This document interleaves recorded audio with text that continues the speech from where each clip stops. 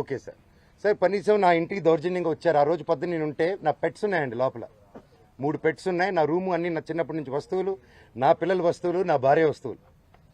అంటే ఒక మగాడు నేను ఊరిలో ఉన్నప్పుడు లేని ధైర్యం, నేను ఊరు దాటిన వెంటనే జైపూర్కి పాపనెత్తుకొని, వీడు పాప బర్త్డే బిజీలో ఉంటాడు, ఈ టైంలో కొట్టొచ్చని కేవలం విష్ణు ప్లాన్ వేసుకొని తెల్లారుజామున ఏప్రిల్ 1 5:40కి ఇదే రోడ్లో ఉన్న కెమెరా సీసీటీవీ, మా ఇంట్లోనే సీసీటీవీలు వాళ్ళు ఫేమస్ కదా, పోయినసారి గొడవైనప్పుడు వాళ్ళు నా మీద కంప్లైంట్ వేసి వాళ్ళే సీసీటీవీ దాచిపెట్టారు.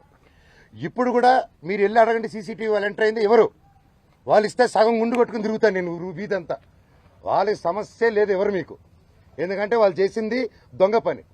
నంబర్ 1, కమిషనర్ గారు బైండ్ ఓవర్ని క్రాస్ చేశారు, మల్టిపుల్ టైమ్స్ క్రాస్ చేశారు.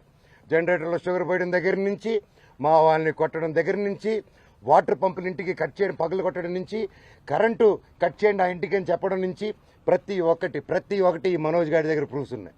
వాళ్ళ దగ్గర ఒక్క ప్రూఫ్ మనోజ్ మీద తప్పని చెప్పమానండి, నేను సాక్షాత్ అందరి కాళ్ళ మీద పడి నేను సారీ అడుగుతాను. ఒక్క ప్రూఫ్ చూడుకుని పోనీ నేను ఆస్తి అడిగినట్టు ఒక్క ప్రూఫ్ చూపిమానండి. వాళ్ళు చెప్పేది ప్రతిదీ అబద్ధం. ఏప్రిల్ 1వ తారీఖున దౌర్జన్యంగా